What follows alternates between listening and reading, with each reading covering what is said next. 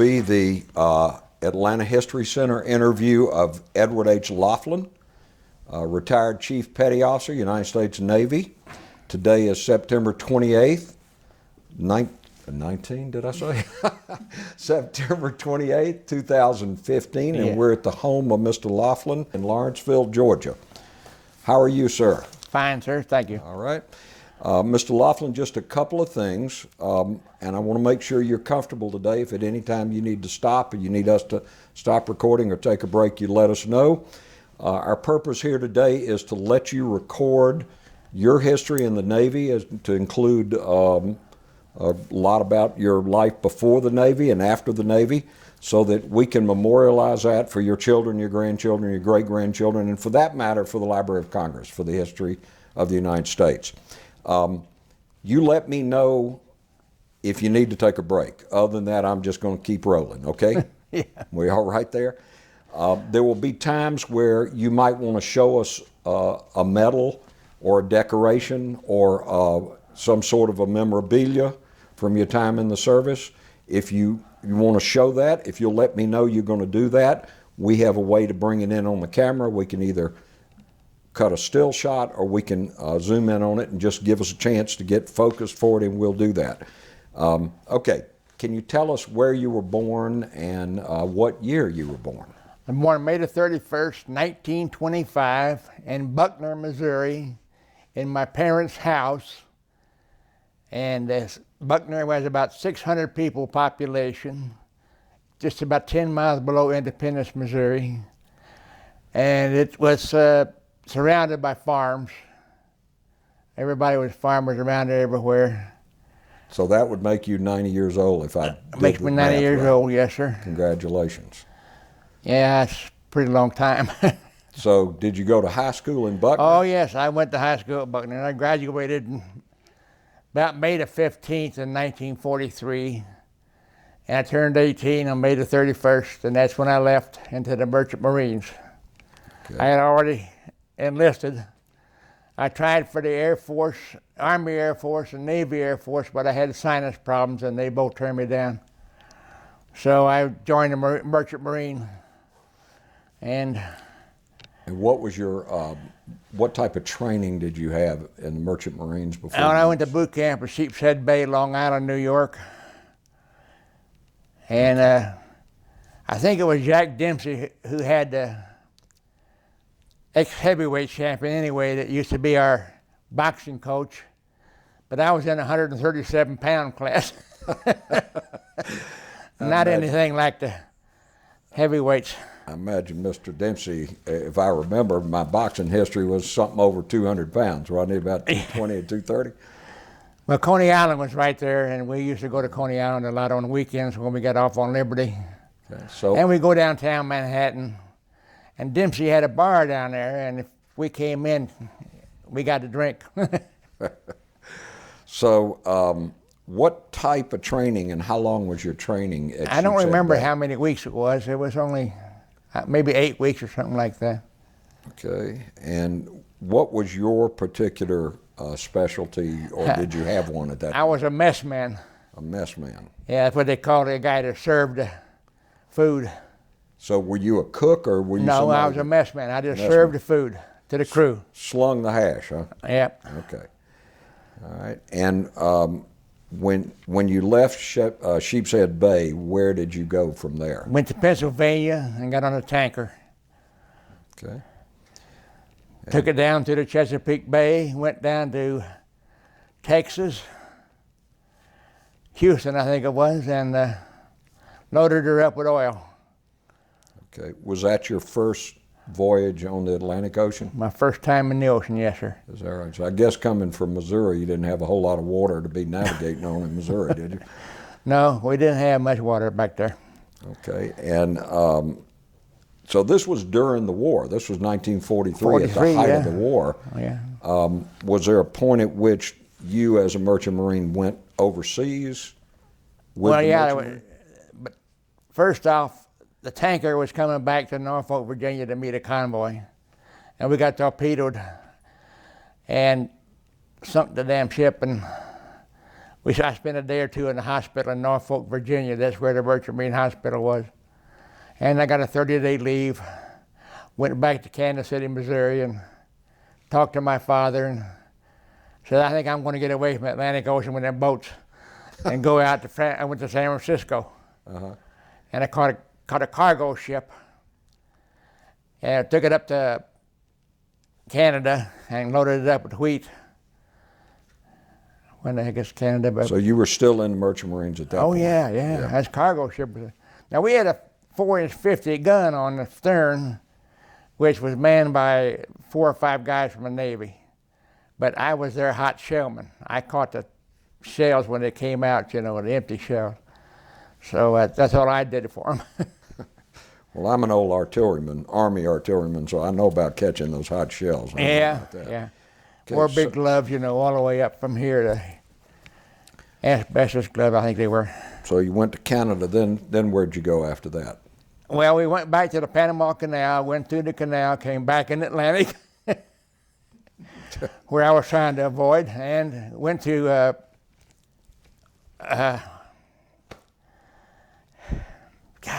Algeria, Oran, Algeria. So that would have been in North Africa. Do what? North That Africa, would have been yeah. in North yeah, Africa. yeah. And what month or year was that you got to North Africa? Do you remember? About December 43, I think it was. Okay. December 43 or something like that. Were the Germans still in North Africa at that time? No, I think they had run pretty much out by then. Okay. Okay, so go ahead and tell us what happened when you got to Algeria. Well, then we stayed there. We got bombed quite a bit by Italian bombers. And of course, we fired our gun at them, and so we had a little exercise that way.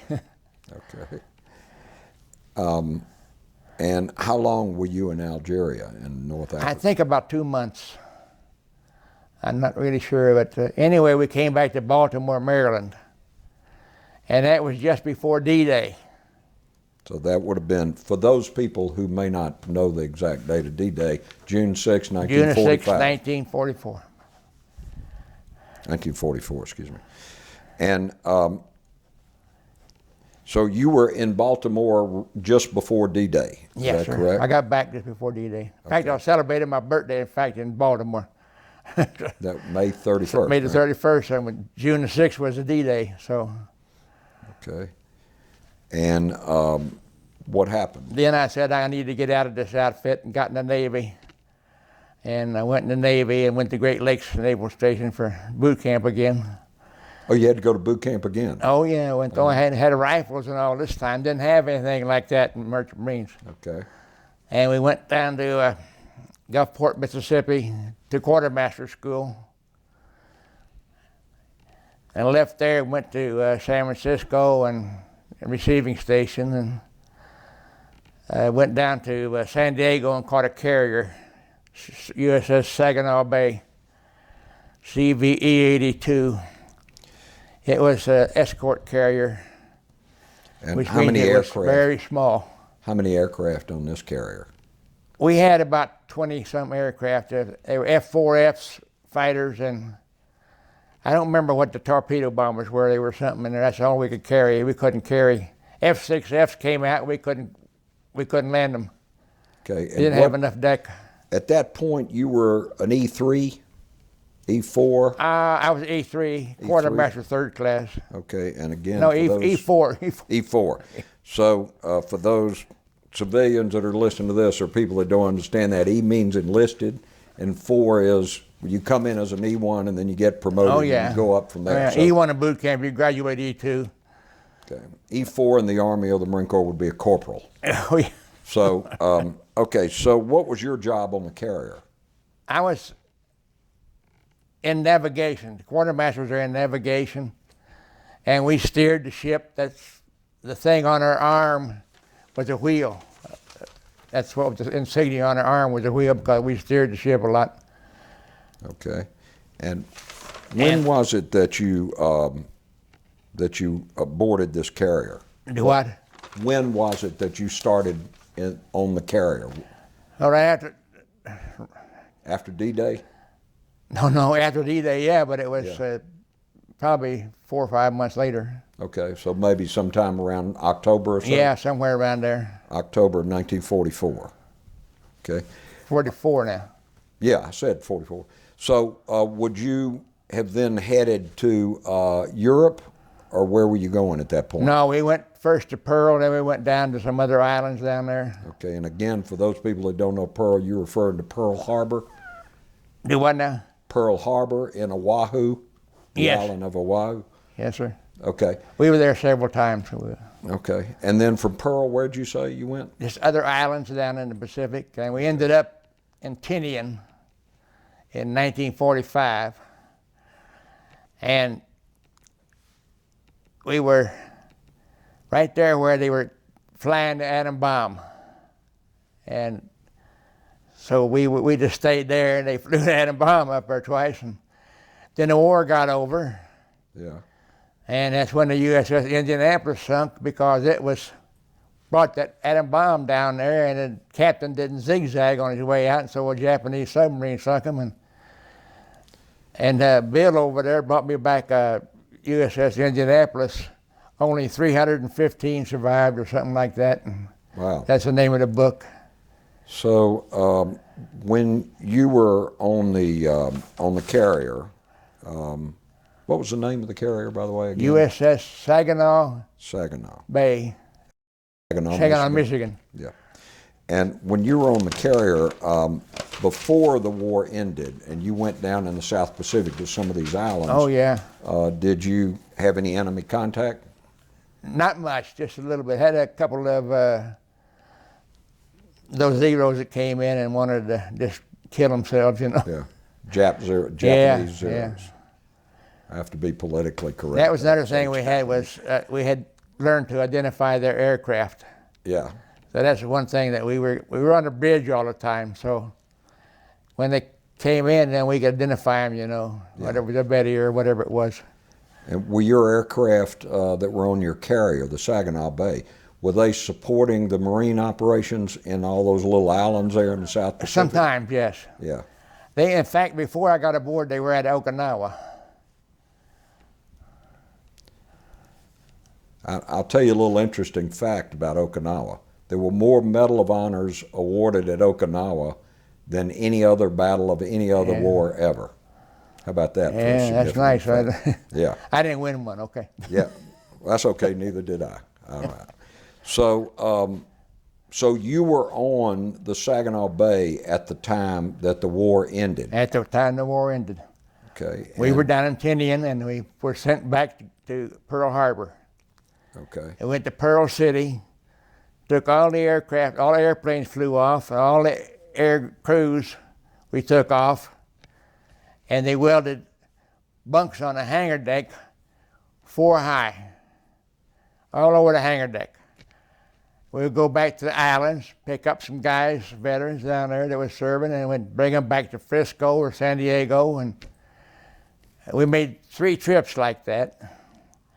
Wow. And the 3rd trip, we hit a little thing called a typhoon. And that was for 3 days and 3 nights, terrible. They couldn't even cook. And it didn't make any difference, it had so many seasick people. Tell us what it was like being on board that ship during a typhoon. Oh, it was horrible, man. They just going back. I never knew if it was going to turn over or not. I mean, because it would go so far, you know. It only can lean so much, and that's it, man. It lists 45 degrees, and that's about it. But we had that going on back and forth, and the tables in the mess hall all went floating down. When it rolled over on one side, the table would go shoop. And we had sitting on benches at the table, and the benches went down too. Oh man, I'll tell you, it was a rough ride. Did you get seasick? Huh? Did you get seasick? Oh no, I never got seasick. I never did. Never had to take any pills or anything like that? No. The first ship I was on, I kind of queasy, but I never got seasick. Mm-hmm. But this other mess man on there did. He got seasick. So I was doing his work too. So during this typhoon, I know, we've all seen movies and pictures of ships quelling way up and way down, and tidal waves? What kind of waves were coming in over the ship? We lost 100 feet of flight deck on the bow. And just tore it right off, man, and just come up underneath there, and the ship would go down, it would come up, and bang. Did you lose any people? No, nobody. Well, the doors on the hangar deck are big steel doors, and two of them on the starboard side got burst open by the water. And so all these guys that were sleeping on the hangar deck, all their souvenirs and all their baggage and all that stuff was washed right out that daggone door. And the way it went, man, and they got up at midnight and tried to put something back up there, and the guys that worked on that kind of stuff, they got up there and put it back together somehow. But they didn't, the doors had to be propped. They put big, I don't know, looked like about that big pipes up there holding it up, you know. And the guys that you were sleeping in bunks 4 high, you were picking them up from the islands like Marines or Army or whatever they were? Yes, right. Been? Seabees, everything. Seabees. Okay. Yeah, we picked up every kind of a guy that was down there, been on the island. Tell us a little bit about the Seabees. What were the Seabees? Do what? Tell us about the Seabees. What do you want to know about? Well, I mean, I don't know. I know what they are, but I mean, everybody may not. Seabees were the construction crews. And they did all this. They built an airstrip for planes where they take an island over and that kind of stuff, you know. Okay. Build something for people to live in and so forth. So you went back to Pearl. Yeah. After you got through the typhoon, right. It through the typhoon. No, not until we got through the typhoon. That would be. We went to Pearl first, and got all those bunks on. Then we went down and picked up a guys. And then we came out of the Philippines that morning, and that's when the typhoon hit. And it was really bad. So where did these guys you picked up? Where did you take them back to? Do what, sir? Where did you take them to San Francisco? Did you take them to Frisco and San Diego? Okay.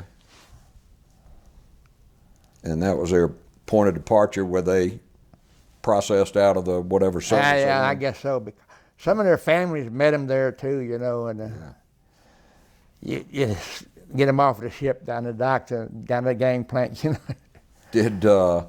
Did your ship ever get hit by Zero's Kamikaze pilots? No.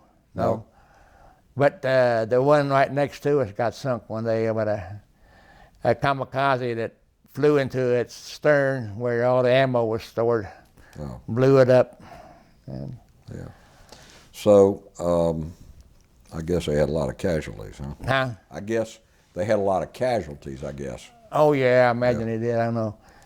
But we shot down 1-0, and the pilot got in his little life raft, you know, and he was floating along. We went over to pick him up. Yeah. And he pulls out a gun and starts shooting at our guys. So they boom, boom, boom. But we took that life raft and put it up on the hangar deck, and it's still on there as far as I know. That was something else. He wasn't very friendly, was he? You trying to help him out and he's shooting at you. Do what, sir? I said he wasn't very friendly, was he? No. All right, so so now the war's over and you're back in either Frisco, San Diego, dropping off folks. What did you stay in the Navy? Did you get out of the Navy? No, I stayed in the Navy. We took that ship to the Panama Canal, took it to Boston, and decommissioned it up in Boston. And then I went down to the Naval Air Station, Naval Gun Factory in Washington, D.C. It was a receiving station. And they sent me down to Norfolk on an LSM 446. It was in electronics. Excuse me. It was in electronics LSM. We did up and down the East Coast, all the way to Port Arthur, down to Texas, and qualified air squadrons for carrier control approach, like ground control approach, only it's carrier control approach. Yeah, I know it's a little hairy. I've done a couple of them, but it's pretty scary. Well, I was there from 47 to 51. You were? Yeah, on that ship doing all this stuff back and forth. And okay. And that was... We stopped at Atlantic City, New Jersey. So let's see. That ship only had about a 6-foot draft. And, you know, it could go almost everywhere, but Atlantic City was the only thing that had a Coast Guard station there. Uh-huh. And we went in there, and we went to Key West, Florida, and, oh, I don't know, went all over the Gulf down there. Cherry Point, North Carolina? I don't remember if we did that or not, but wherever they had an air station, Yeah. they're going to have carriers, so that's where we went to get those guys qualified. Okay, what about Pensacola? Did you go down to Pensacola Naval Air Station down there? Did I go to Pensacola? No, I've never been. I've been down there after I got out. After I was here, I've been to Pensacola, a Naval Air Station. And what was your, the Army, we call them MOSs, I guess that's what y'all call them, MOS, Military Occupational Specialty? What was your... I was a quartermaster. All right, but what was your, were you, I know you weren't working in the mess hall anymore, and I know you weren't pulling shells off, you weren't the shell grabber. So what were you doing on the LSM? What was your particular job? I was quartermaster, did the navigation, shot the star sights, you know, and the sun lines, and mostly the navigation that was down there was done by big lights ashore, by the lighthouses. They could see them, and we could measure off a couple of them, find out where we were exactly. So you were there from 47 to 51. On that ship. And when you left that ship in 51, what rank were you at that point? I was quartermaster second. And quartermaster second is an E what? 5. E5. Okay, so that's what we would call a sergeant. Three-stripe sergeant. Okay. And you like that 4-year duty that you did on the LSM? It was like a big family because it was a small ship, and Yeah. in fact, Reba and I have been to a reunion for that ship in nice. Norfolk. Yeah. How big of a crew is on an LSM? Oh man, it was, I don't know, maybe 60, 70 people. Wasn't very many. Okay. Had some good cooks, so.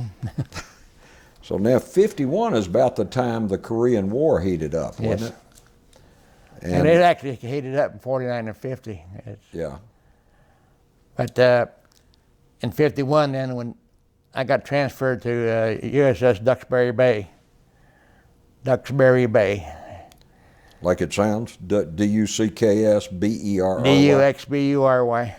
D-U-X. B-U-R-Y. Well, I misspelled that one. Bay? Bay. Okay. And what type ship was that? It was a seaplane tender. Okay. They had 3 of them they sent into the Gulf over there, the Persian Gulf. Uh-huh. And you went over for a year, and then somebody came over and relieved you, and that's like we did. We went over there to Eritrea in the Red Sea and changed command. We brought the admiral on our ship and his crew, his staff. And then the other ship that had been there, they took back to Norfolk, and we went on over to Yemen. And then we went to the Persian Gulf, and we went to, oh, shit. Oh, man. Take your time.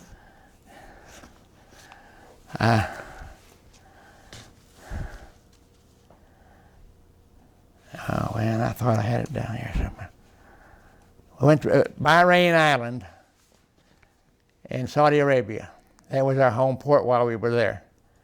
And we went up to Kuwait and all those other, we made calls on all the sheikhdoms in the Persian Gulf.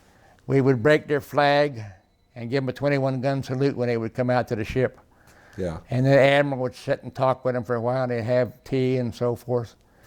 And they had a big shelter on a forecastle, a big canvas shelter where they could sit underneath that. And on the ship? On the ship, yes, sir. He did all his interview on the ship. It was a peace trip, you know. So it was a kind of a PR kind of trip. Yeah, right. Yeah. And Aramco, the Arabian American Oil Company, gave us a big Christmas party in Saudi Arabia there.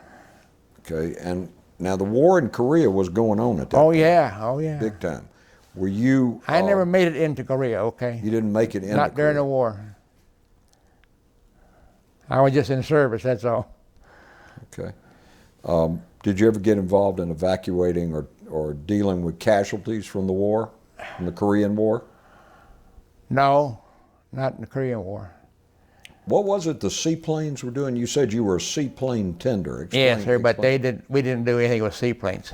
Oh, okay. You were just called a seaplane. They had 3 of those ships that they sent over there, and they're all just like, they're about the size of a destroyer. Uh-huh. And they send them over there for a year, and then they come back, and in the retreat they change ships and change commands and all this stuff. And well, I apologize. one would go home, the other one would go on to Persian Gulf. I apologize for sounding stupid, but I was Army, so I don't know much about ships, so you're going to have to help me learn some of this. So you didn't make it to Korea during the war, but you were in and could have easily been transferred over there on a different Oh, type yeah, of, anytime, yeah. Okay, and what years were you in? You said it was 1 year. Would that have been 51 to 52? Yeah, Easter 51 to Easter 52. Okay. Okay, what was your next assignment after that? Well, we came back to the States in 52. I got sent to Great Lakes as a company commander. I made first class on that thing, so I got transferred up there as so you were an first E6 class. at that point? Huh? An E6 as a quartermaster first class? Yeah, E6 is a. Okay. I got sent to Great Lakes in 52. Okay, what were you doing up there? You said you were a company commander? Do what? You said you were a company commander? Yes. Okay. That's taking the kids right off of the street and getting them uniforms and starting marching them and doing everything, taking them to classes every day and all this kind of stuff. Taking them to inspection every morning, and had to get up early and get in there because I was living off base. So these were basic trainees? Huh? These were basic training? Basic training, yes, sir. Cadets or recruits or whatever you want to call Teach them it. how to salute. Had 1 week of fire week. 1 week was firefighting. And we went to a place that they had out there actually fighting fires and had to train them how to do it aboard ship, you know. Oh, yeah. And Yeah, I can see where that would be a handy skill to have if the ship caught on fire. Yeah, very handy. Yeah. So how long were you there as the company commander? All right, I went there in 52 and I was a company commander until 56. And in January 56, I went to electronics school at Great Lakes as a student. I want to backtrack you a little bit here. I kind of been pushing you through the years. At some point, did you get married? Yeah, right, 52. July the 52. 4th, 1952. Okay. And tell us about how'd you meet your wife and where'd you meet her? My grandmother got run over by a train, and I was home on leave at the time. So I had to go over and identify her body because she got carried down about 2 blocks. She was walking, and she weighed about 97 pounds. Big train, freight train hit her, and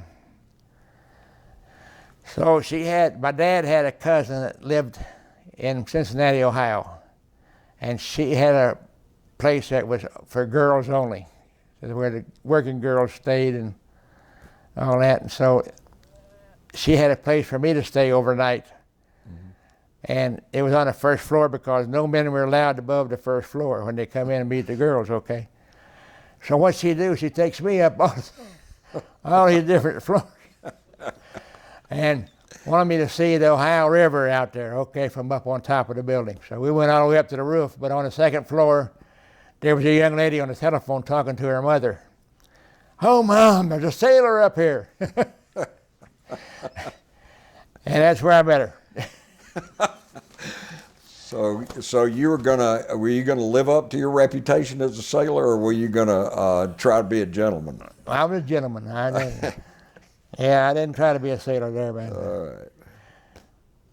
But then in early 52, I kept going to Cincinnati and seeing her on the weekends.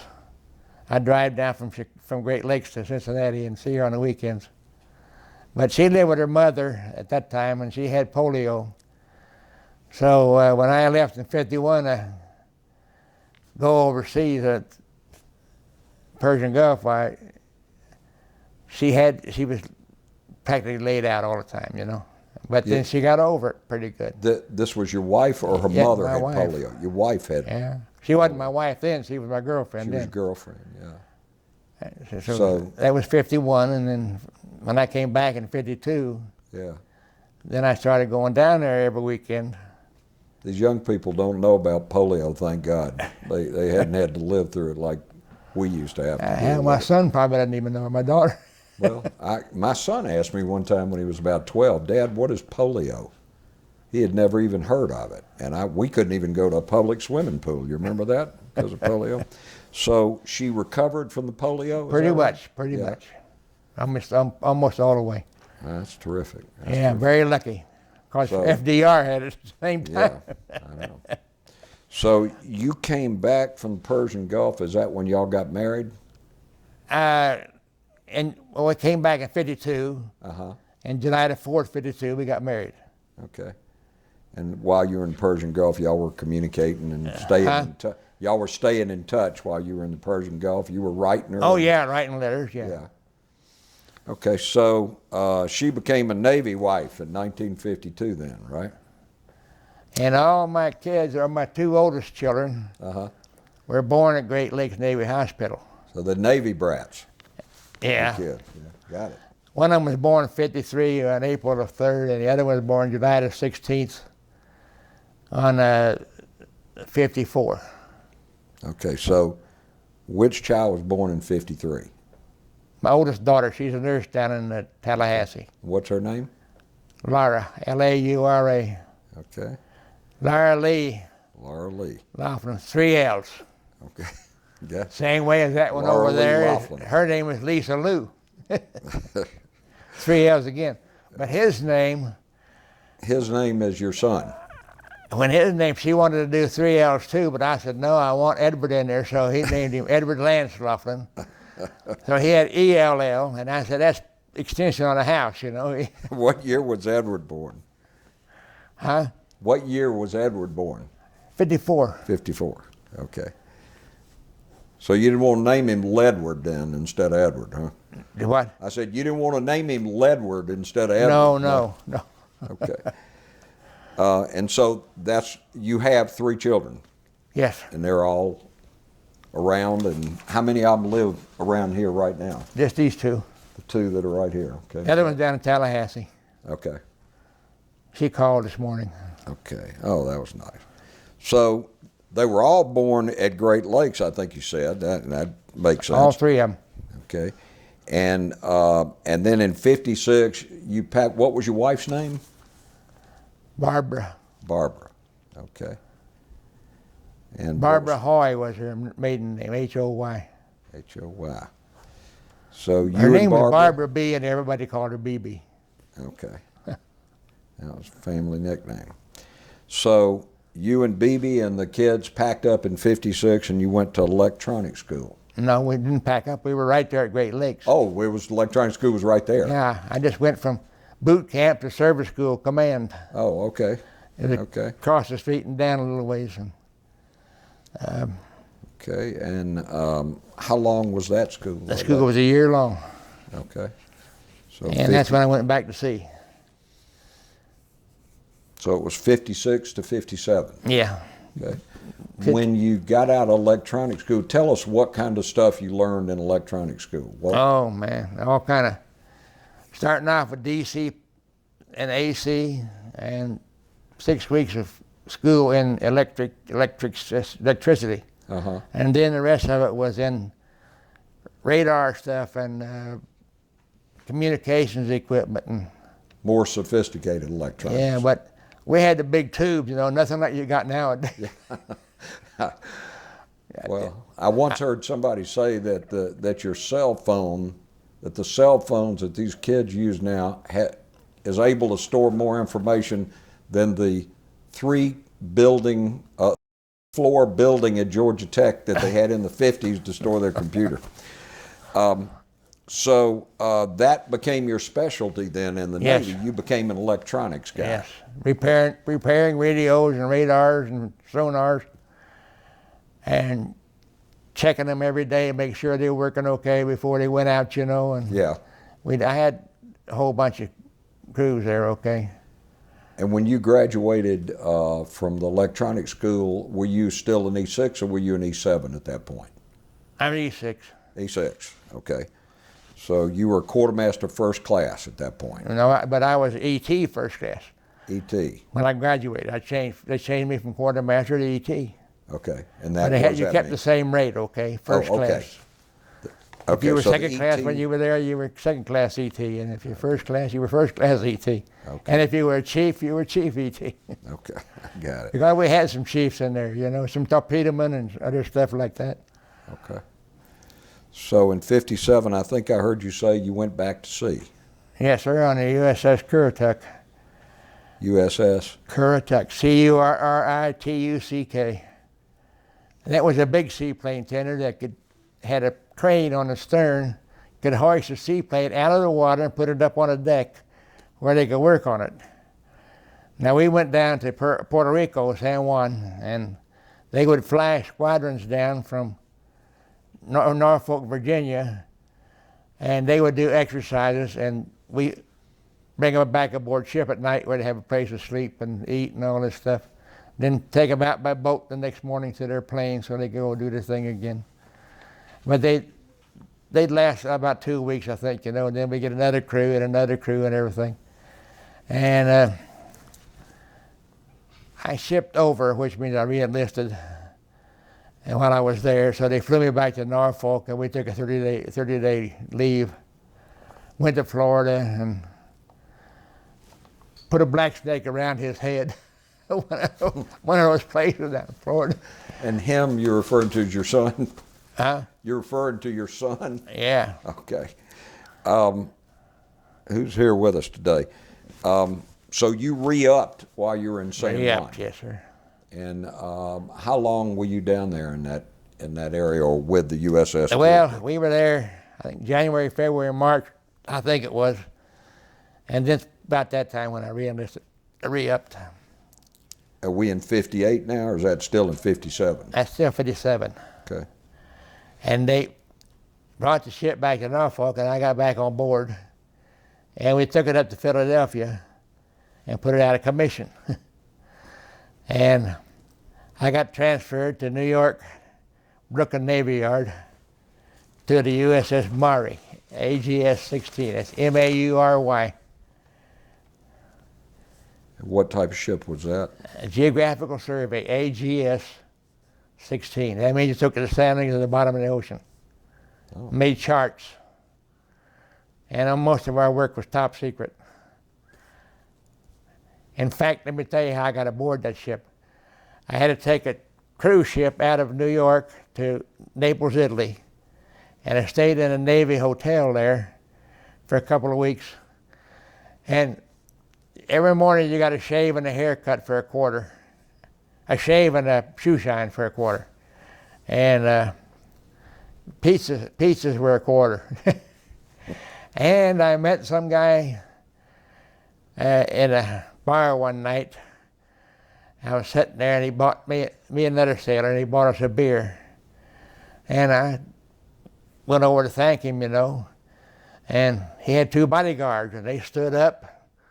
And I thought, what in the world? And I said, what's the deal here? And he says, told him to sit back down. They sat down. And I thanked him, and he says, my name's Lucky Luciano. Oh. Now, you know who Lucky Luciano was. Yes, sir, I sure He do. was thrown out of the States because of being a crook. But when his neighbor was in that night, we went in there, and he bought us a beer. And I got to shake his hand, man, and what the heck. That is an interesting encounter. That's yeah, a great that's something story. different. So he was in Naples at that time? He was in Naples, yes, sir. And we stayed there for two weeks, something like that. Then they caught an airplane, and we went down to one of the islands. I can't remember if it was Crete or which one, but one of the islands down there. And from there, we went all the way back to North Africa to, oh God, where was that place in North Carolina? North Africa or North? Right on the Atlantic Eritrea? Ocean. Right on the Atlantic Ocean. On the Atlantic? Huh? I don't know. I'm an Army guy. Oh. We didn't get down into Africa. I should know where it was. I can't remember all these names. I don't know if I can find it here. I don't know. We'll have to rely on somebody like Sue, who's better at geography than I am. Here. Well, just we'll talk a little bit, and if you think about it, we'll go back to it and put it on the record. I don't. Oh man. USS Maury was AGS 16. The Currituck was AV 7. Now we're getting down to the good part now. In 58 aboard the Maury, we went to Edinburgh, Scotland, and did the North Sea. Soundings of the North Sea. We came back and we went to Antwerp, Belgium, and took the train up to Brussels, where the World's Fair was going on. So we got to go to the World's Fair in Brussels in 58, and it was really nice. I mean, anyhow, then we came back to the States and went back out of New York again in 1959, and went to the southern coast of Turkey and started taking soundings to the Mediterranean and the southern coast of Turkey. And while we were there, we got orders to go to Russia, up through the Black Sea, from Istanbul, Turkey, right through the Black Sea, Odessa, Russia. So we went to Odessa, Russia, and stayed 4 days. And they treated us great, man. They get 2 buses drive up every morning. They'd load 50 guys on each bus, take them to the circus, take them to someplace, you know, and take them on tour of town and all that stuff. And they took us out to a park one day where they had a statue of Stalin and Lenin. So I stood at the end of that and I said, Stalin, Lenin, and Laughlin, yeah. And I had an 8mm camera in those days, and I had some pictures taken. But yeah, that was a big thing. Then we left Turkey and went to Athens, Greece before we went to the Black Sea, and picked up a bunch of spy guys. Flew them in from Washington and flew them in from Germany. And 2 of them did not get out of their room while we were in Russia, because they probably had to know them, you know, as well. But we had tape recorders 6 feet tall and about 3 foot square, and they had little antennas that they hold in their hand, and when one of the Russian planes would fly by, they'd tape everything that was said they could take. Or when a Russian submarine would surface in there, we'd take their messages too. Those guys. Were y'all recording the conversations? Yeah, we recorded everything that was going on their ships, yeah, and on their boats and planes and everything. Uh-huh. So then we went out there. We even went to the opera. They took 100 guys to the opera. Had a really nice opera house, and they take 100 people right out of the middle section in the front row center and everything, and teach the damn sailors in there. And you can imagine how those people must have felt about that. Yes, sir. But they used to come down to the dock and we let them come aboard ship, but they would line up to come aboard, and the KGB was standing there, and he'd point his finger at somebody, out. Can't go aboard American property. And he wasn't that trustworthy, I guess, or something, you know. And did they ever mess with you? No. We had to go ashore 4 guys at a time.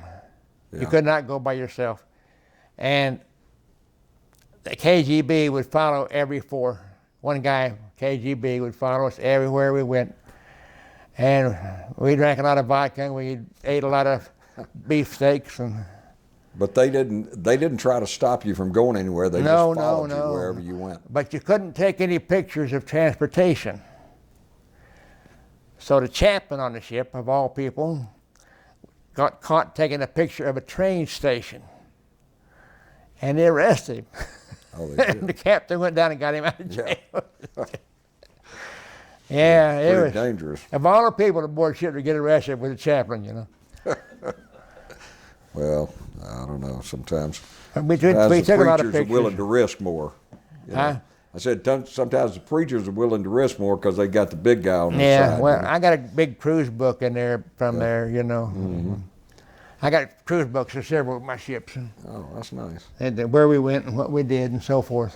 So, how long were you over in that area on the Maury? How many years were you with the Maury? And where? With the Maury, how many years? Maury, I did 58 and 59 on the Maury. 58 and 59. And then the Maury was going to the West Coast, so all the married guys had their families over there. They let us stay on the East Coast. And so they put me on this sheldrake, which was about the size of a minesweeper. And we worked out of New York Harbor. And we would go out and put 22 shells down in the water and fire them off and record them where they were. You know, on the beach they could tell, so they could tell where you were and all that stuff. Yeah, we did that for a while. So while you were on the Maury, where was your family all that time? What was the name of it? Army base. We had a place on Coney Island in a Jewish Brooklyn community. Army Terminal? Yeah, the Brooklyn Army Terminal? What was the name of that? It was called, that's where I went, I shipped to Europe in Oh, yeah? 63 through Brooklyn. I went on the Fort, USNS Fort Patch. something. Fort Drum? Not No. Fort Drum, Fort Dix? No. That's in New Jersey. I remember the Brooklyn Army Terminal, but I don't remember. I can't remember Went either. through But there a anyway, bunch of that's where the Army housing. Yeah. But we had at a Jewish community on the end of Coney Island. Uh-huh. We had an apartment. But when the summertime came, all the people from New York wanted to come down to the shore. Yeah. So they raised the prices. So when the summertime came, we had to move out of there and moved up to that Fort Hamilton, New York. Fort Hamilton. Okay. Yeah, There we and I came home from one little cruise out there, and he and his older sister, That'd be Ed? Ed and his older sister, Laura, were not at home, and neither was my wife. And these two were next door with the neighbors there in Fort Hamilton, and they were a black couple. And so I got in and got them out of there and brought them back up. She had fallen in the commissary, and Who? Your hurt wife? her, Ed? and she was in the hospital. Your wife? My wife, was in the yeah. hospital. Yeah. So she was on that hospital on Long Island. I can't remember what the name of that is either. Lord. But anyway, that's where she was. Yeah. So these two kids, I got them back out of there. So for the 2 years or so you were with the Maury, you weren't able to see the kids or your wife. You were gone all Oh that no, time? I saw them. You know, they were there when I come back. They were living in New York there. So. Well, I mean, how often, how much separation did you have from your family? Oh, quite a bit, yeah. Yeah. Quite a bit. Well, especially, I don't know, it's like a year there and a year here, you Yeah. know. Kind of the way the Army was. Yeah, I don't remember exactly what, you know, maybe 10 months, 11 months, something like that. Yeah, yeah, But that time we went to Russia, that was a pretty long cruise too. yeah. And we came back in 59, I got on the Sheldrake in 59 and I stayed there till, I got in there about 1960, I guess it was. And I stayed about 4 or 5 months on that little old thing. And then I got transferred What back to type of Great ship Lakes. was that? The Sheldrake? What? What type of ship was that? Sheldrake was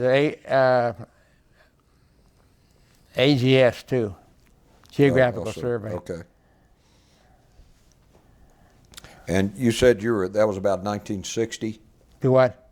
That was about 1960 when you were Yeah, on the Sheldrake? because the Maury was going to the West Coast, and all of us guys got assigned new ships. Yeah.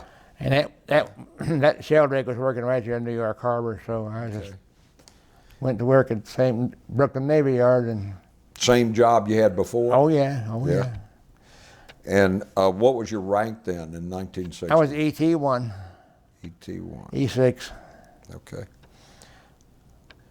All right. So, so tell us a little bit about that. So, well, it was just in and out in the Atlantic Ocean, and making no sound so that we could check out the equipment and everything. And we did that.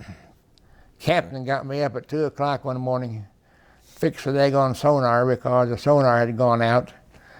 And I said, I got men to take care of that. He said, yeah, but he wants you. So I got up, fixed the damn sonar at 2 o'clock in the morning. Yeah, The that's thing good about old it is military. it's sliding panels, you know, and the ship's moving and the things are sliding in and out. And you put your fingers in some of those and you're going to get shocked pretty good. I would think so. So I had to be pretty careful. So how long were you on the Sheldrake in New York? A Sheldrake, How long? about 6 months. 6 months. Okay. I got sent back to Great Lakes on July. His birthday was July the 16th in 1960, and that's the day I made chief. I got promoted to chief E7 on his birthday. Okay. And we went back to Great Lakes and we bought a house and in Waukegan, Illinois. And North Chicago is right outside the gate from the base, and then Waukegan is right next door to it. And so 14th Street was kind of the dividing line between North Chicago and so we lived over on 13th Street, I think it was. We were on the side anyway off of that. So I don't know, it was about 5 miles down to the base, you know. So what were you doing in Great Lakes at that time? At that when you were time, chief? I was instructing in electronics. I was an electronics instructor, Okay. teaching them all about the radars and stuff. And I was made,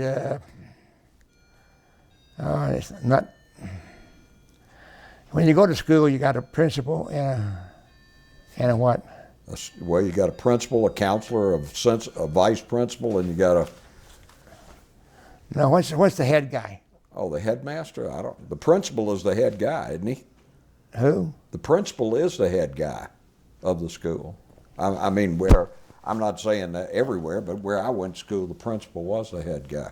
I think they had another guy ahead of that, above that. Anyway, Yeah. some officer was above me, okay. Uh-huh. And every week on Friday, we gave a test. So I got promoted to where I would interview every Friday night all those kids that failed that test that day. Yeah. So I got home kind of late on Friday.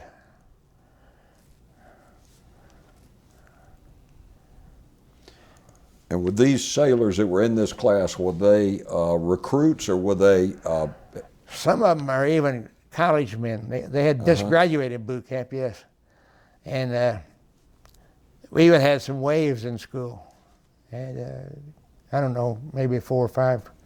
One class I was in there had 4 or 5 waves. I know what a wave is, but I want to make sure that people that don't know what a wave, that's a female Navy.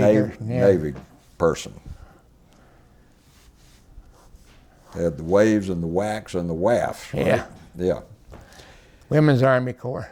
That's right. So you stayed at Great Lakes as a chief teaching electronics for about how long? From July of 60 Yeah. till December of 64.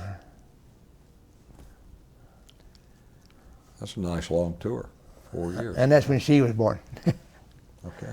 Lisa was born in there. Okay. And For the really people that stable. can't see Lisa, we're talking about Lisa, your daughter, who's sitting over here, right? Do what? We're talking about the people viewing this don't know that Lisa's in the No. room. So Lisa and Ed are in the room. So, Okay. yeah. Okay, so when you left the Great Lakes Electronics School, where did you go after that? I went to San Diego for USS Henry B. Wilson. Okay. In January of 65, we left San Diego and stopped at Pearl. Then we stopped at Subic Bay in the Philippines, where that was our home port all the time during the time we were in Vietnam. Yeah. And we worked with the Yankee station where the carriers were, and that we worked up 300 miles north of them too, because we were right off of Hanoi because the planes were going up and bombing Hanoi and shooting stuff at them. Yeah. And of course, they were getting fired at too, and so some of them couldn't go back the 300 miles to the carrier, so they'd come over and they'd eject, and we'd pick them up out of water, and we'd take them back to their carrier. What kind of ship was the Henry B. Wilson? DDG-7, Guided Missile Destroyer. DDG-7. DD. That's the one you looked at over there a while ago.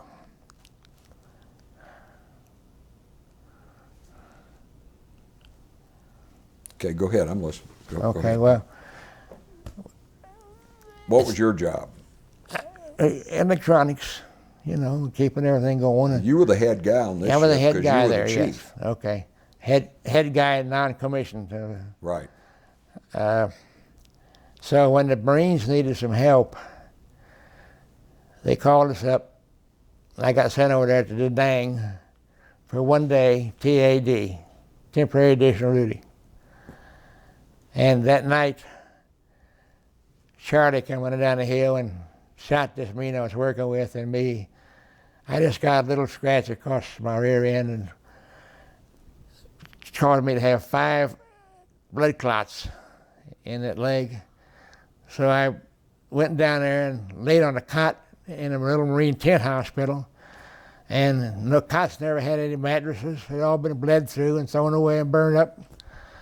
And it stayed there about 2 days, I think. And they were trying to feed me some kind of a blood thinner. Yeah. And it was hard. I can't remember what it was now, but it was pretty hard. And anyway, they air vacked us out to the Philippines. Uh-huh. That Clark Air Force Base, Clark Air Force Yeah. Base had a hospital there, and so I stayed in there for a couple of days. And that was where they gave me some shots that were real easy, the blood thinners. Yeah. And then they sent me to Okinawa. The plane dropped the Marines off at Okinawa where their hospital was. And they took me on to Yokosuka, Japan, where the Navy hospital was. Uh-huh. Now, I was in a wheelchair and I was learning all over again, and I just wheeling down the wheelchair one day in the aisle, and this gentleman comes walking at me with his wife. And so happened I knew who he was. And I said, "Hello, Captain." Captain, hell, he's a 3-star admiral now. But he was the captain on that ship in the Persian Gulf in 1951. Oh, I see. And here he is, 3-star admiral in charge of that fleet out there. Obviously, you did a good job. Oh yeah, we sat down and talked for a little while, you know, because he remembered me because I did a lot of his navigation for him. And had a chief petty officer aboard, but he had been a chief signalman, and they made all the signalmen quartermasters. And he didn't know crap about navigation. He could see all the lights and signals and everything like that. But when he was on that LSM with me, and when he got transferred to that Duxbury Bay, he shanghaied me over there because he knew he couldn't do the job. And that's why I got on that ship and did all his work for him. They've always said that a good officer surrounds himself with people that are smarter than him. Yeah, Make he sure wasn't you an officer, always he was the look chief. But when I reported aboard, the captain called me up to his stateroom. Uh-huh. And he says, "I understand you're not very happy with this assignment." I said, "No, sir, I'm not happy at all about it." Well, he said, "We'll try to make you feel better about it, you know, and everything." So we had a pretty good trip. I did, the chief worked with the navigator, but I worked with the captain. Yeah. And so that's why we got to know each other pretty well, you know. Yeah. Early mornings shooting stars, late evening shooting stars, whatever. Shooting sunlines at noontime and all that kind of stuff. So when you were in the hospital, you were shot in the behind, right? Yeah. How long was it before you were able to get back to full duty? All right. No, I didn't get back to the Philippines. I went to the hospital in Yokosuka. Yeah. And that was in October. Uh-huh. October of 1965? Yes, Okay. October 1965. And I stayed there until Thanksgiving. So then I got flown back, stopped at Pearl Harbor, stopped at Frisco, back to Great Lakes. Yeah. And Were you walking then? Were you up on a team? oh yeah, when I flew back, I was laid out all the time. Yeah.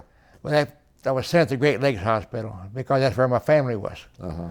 So after I got out of there in January. And I retired on February the 18th, 1966. Wow. So But at that point, I stayed in the reserve for 8 years. so you had 23 years active duty. 22. 22 years active duty. And did you retire as an E8 or E7?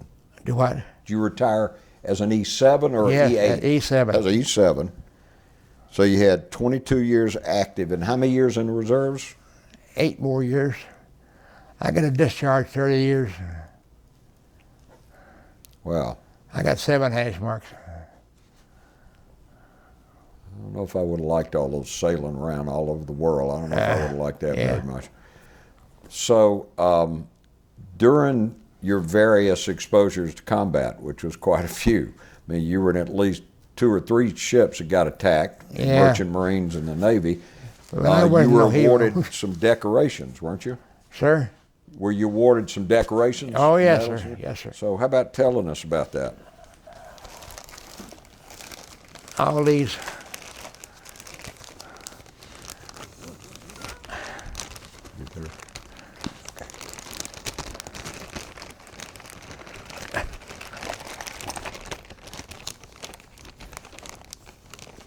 I think these are Merchant Marines, 3 of them. Okay, hold those up so we can get those on the camera, if you would. The 3 Merchant Marine decorations separately. Well, this one says United States Merchant Marines. I gotta put my glasses on. Okay.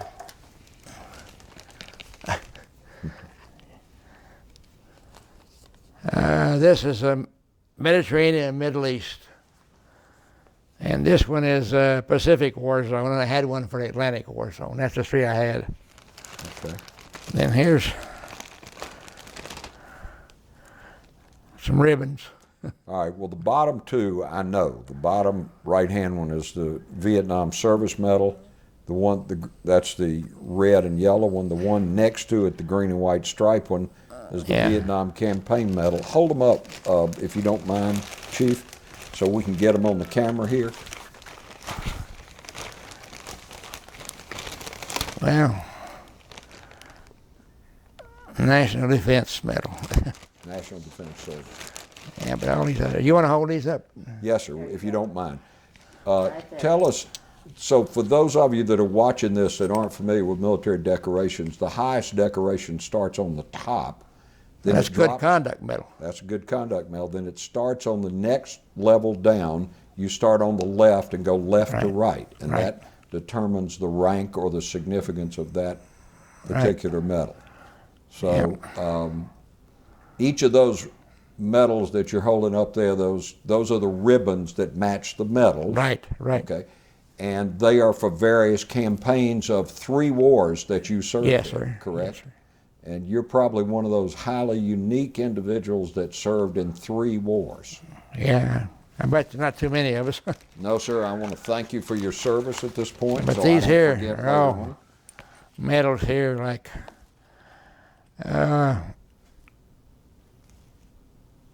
American Campaign. Okay.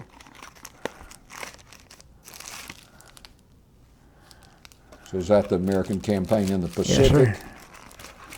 That's Navy American Campaign. In the Pacific or in the Atlantic or?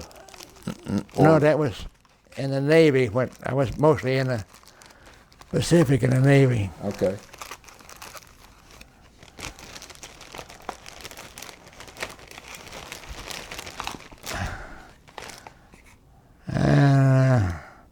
Asiatic Pacific Campaign. Okay. So for your grandson who's present and your son and daughter, each of the medals has a ribbon that matches the same colors, and that's how you determine you look on the Are you medals, getting good can pictures of see. you? Yes, sir. That's how you determine what they are. Okay.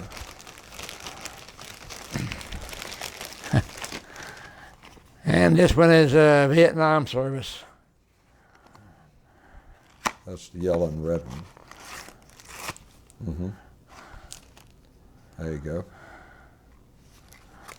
Did you get those from the Department of the Navy? Because if you did, and you look on the back of the round medal, your name may be engraved on there. Sometimes they do, and sometimes they don't.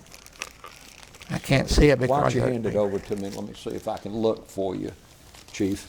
Okay, let's see. I'll tell you real quick here. Well, you don't mind if I rip open the paper, do you? Oh, go So I ahead. can get it out and find out for you.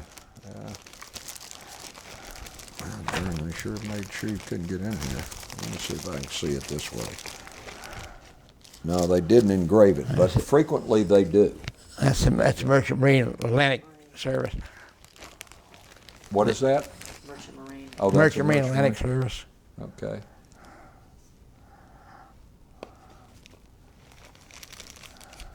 Frequently, you'll find that the Purple Hearts, obviously you were wounded twice, so you were entitled to a Purple Heart.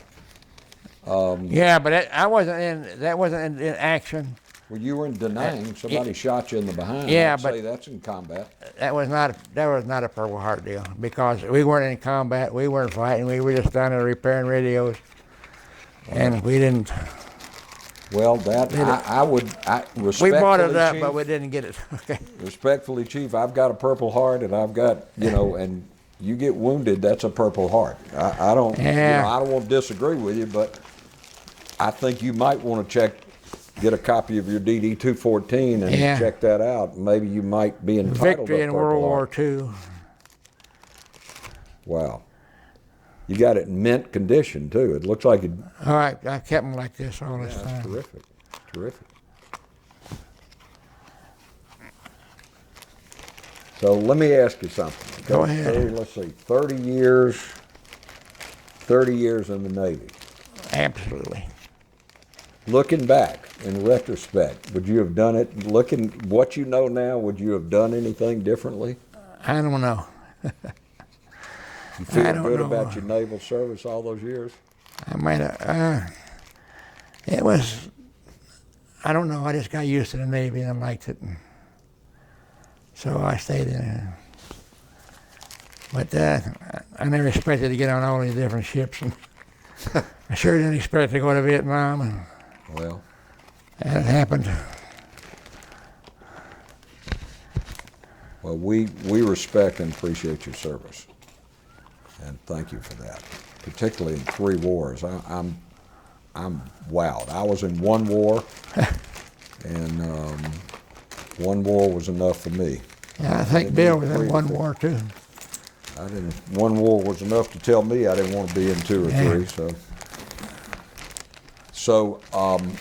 So how many? I know how many children you got. You got 3 kids. How many grandkids do you have? Well, now she had 3 children, so we have the When total you of say 6 children. she, who is she? And we got 10 grandchildren and 6 great grandchildren, 10, Okay, 10 and now- 7. Okay. And we're going to so- have another grandson on December the 31st. Be a great grandson. So how Be many? his grandson. Okay. So now, so let me go back. You are BB? No. Oh, did BB pass on? Oh yes. How many years ago did BB pass away? I don't know. You remember? No, he. 21, 22. Okay, so BB passed away, and now you have a lovely young wife here. And tell me your wife's name now. We've been married 36 years. 36 years. So you're newlywed still. Yes. I've only been married 31 years to my second wife. So Okay, but she and I went to work for the same company the same day. yeah. And So that's when where you got we out met. of the Navy, you went to work in the I civilian. went to work in Atlanta. I flew down here and got a job. Uh-huh. Moved in 5th and Piedmont and rooming house Yeah. because the school was still going on up there and the kids Uh-huh. were all in school. And so I could walk to work between 4th and 5th on Juniper Street.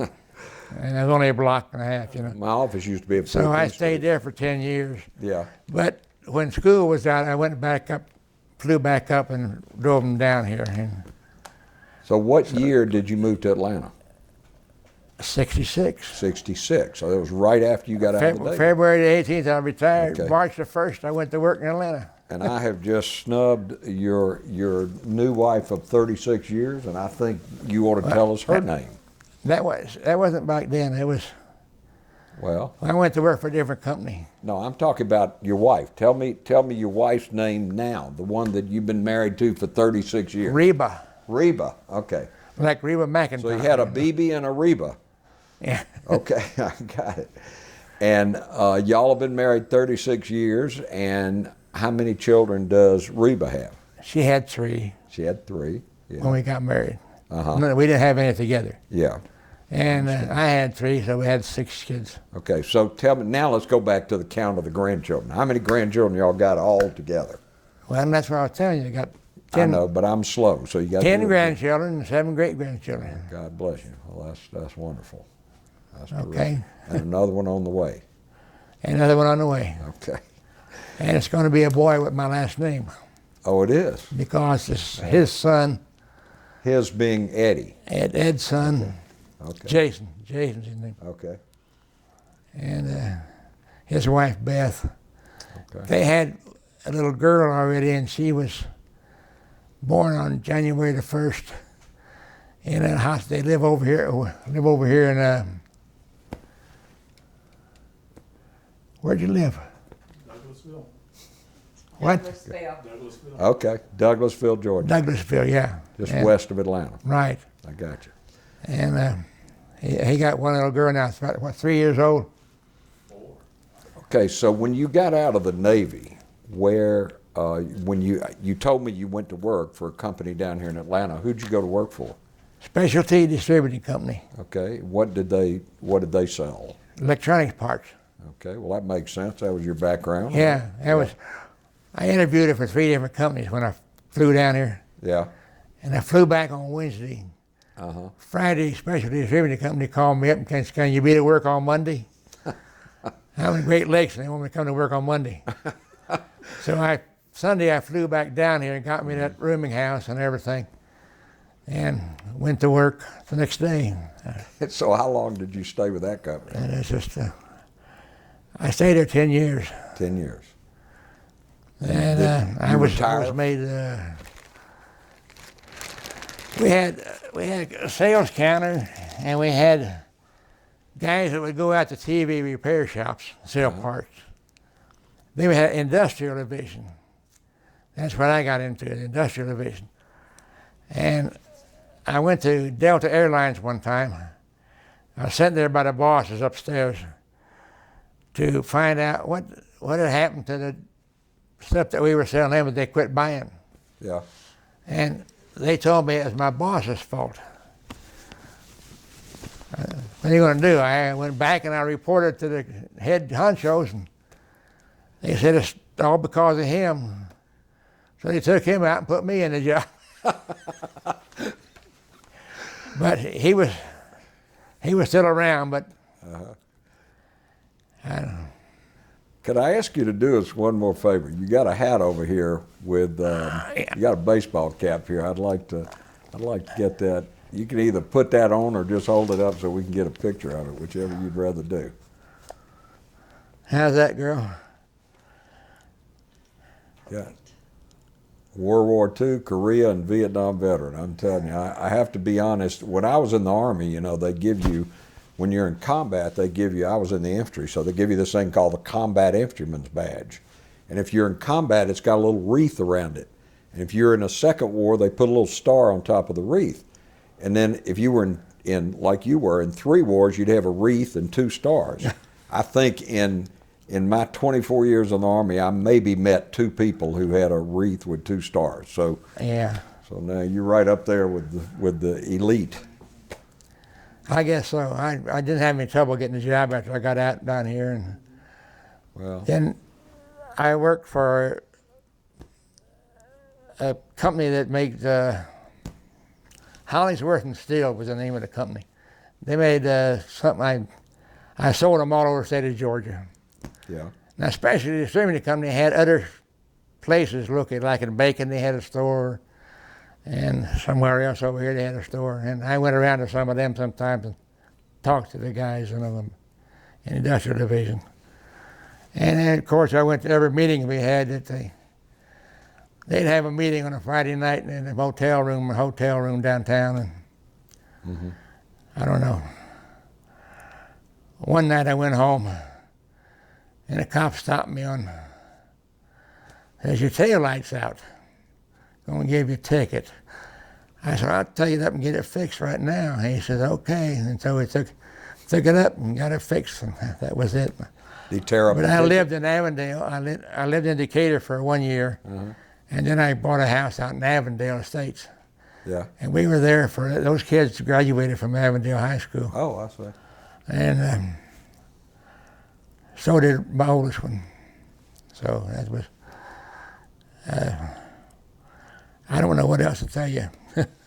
Well, I think you've done a wonderful job. Let me just ask you a couple of questions, if I can. All right.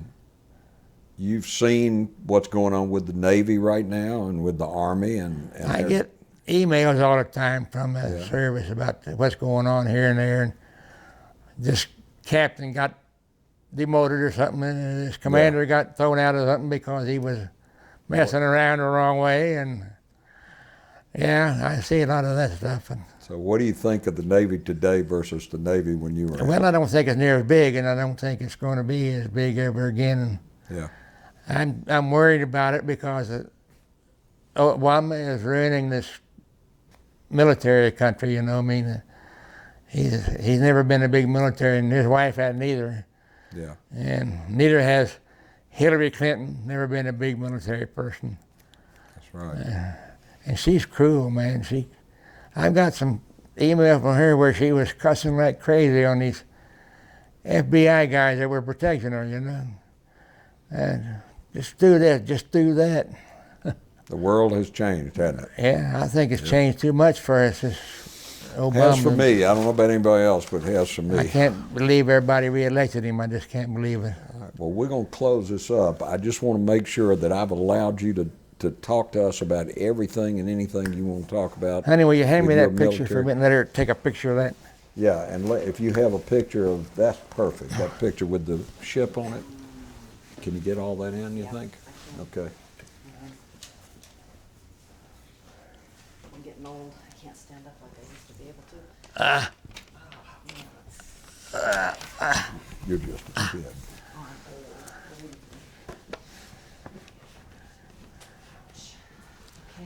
Okay. This was my last ship, See what we can do. I don't know if we Vietnam.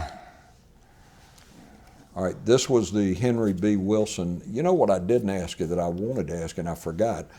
It was Henry B. Wilson, a famous Navy Oh, it had to be something, yes. guy. Do you know who he is? I don't know. No?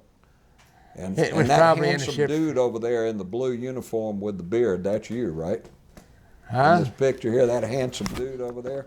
over there. That's me over here. Yep. Okay. Now see, if you've My been in son the had this Army, made for me. see, if you've been in the Army, you wouldn't have been allowed to have a beard. Well, at the time we went to Russia on that ship, Yeah. we had a beard going contest. Oh, you did? And I won for the weirdest beard. I had a diamond shape up here, and a diamond shape up here, and a diamond shape across here.